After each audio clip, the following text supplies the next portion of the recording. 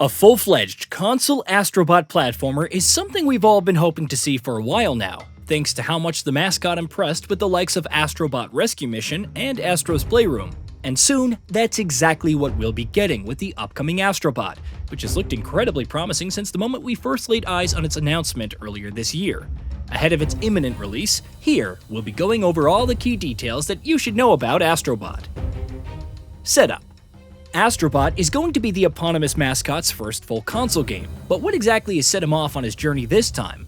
The upcoming platformer will see Astro and his fellow bots in trouble when the PS5 mothership crashes and malfunctions, sending bots careening through multiple different galaxies.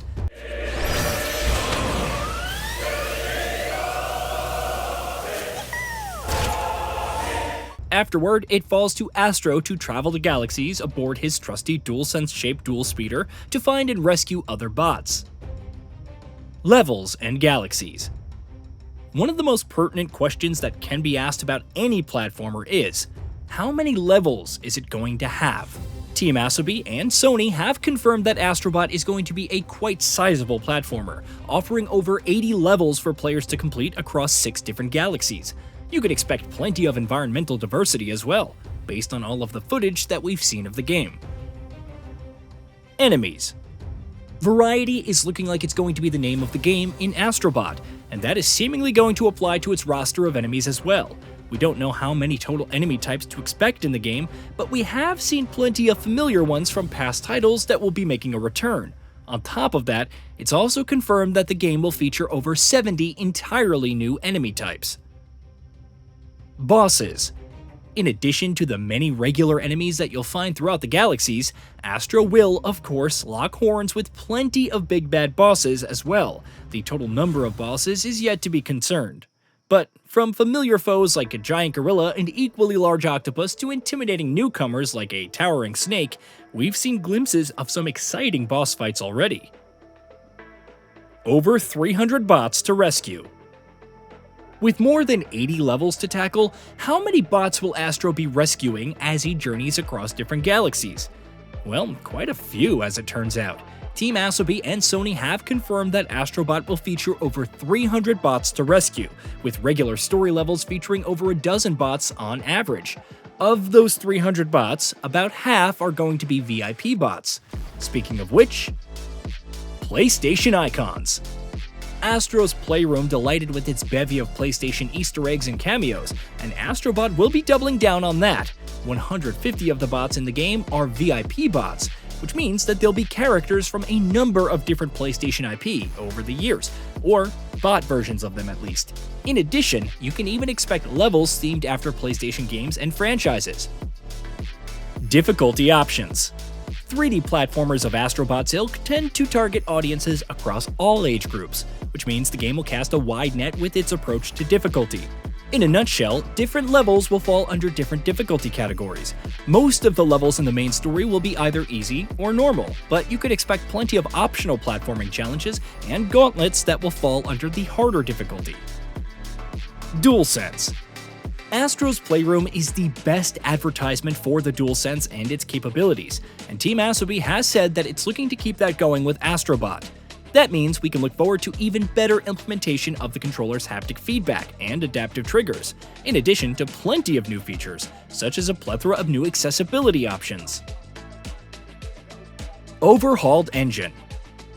Astro Bot isn't going to have to live up to the sort of expectations with its visuals that the likes of Spider-Man or Horizon do, but it's still looking incredibly charming and vibrant. As per Team Asobi, a lot of that is down to an engine overhaul. Speaking about the same with YouTuber Julian Chiez, director Nicolas Doucet said, "I don't know if it's necessarily easy to see. You'd have to see side by side, but we have a total overhaul of the team's engine, which means that Astro Bot can be a lot prettier and have a lot more physics and things than there were compared to Astro's Playroom." No VR support planned. Given how excellent Astro Bot Rescue Mission was as a PS VR killer app, it's no surprise that many are hoping to see more Astro content in the virtual reality space, though Astro Bot isn't going to be it. According to Nicolas Doucet, the game doesn't have VR support, and was never meant to, right from day one. Speaking with Push Square about the same, he said, "When we talk about VR versus non-VR for a game like Astro, if you were to make a VR version, it has to be fully designed for that medium. He added, and if it's not a VR version, it has to be fully designed for that medium. Certain games can afford to be a hybrid, like first-person games, because there's a closer similarity. But in our case, the design philosophy for both are very, very different. So it was a decision to expand on the world of Astro's Playroom and bring Astro to the big stage. So from the beginning, that was really our focus. An open-world structure was considered.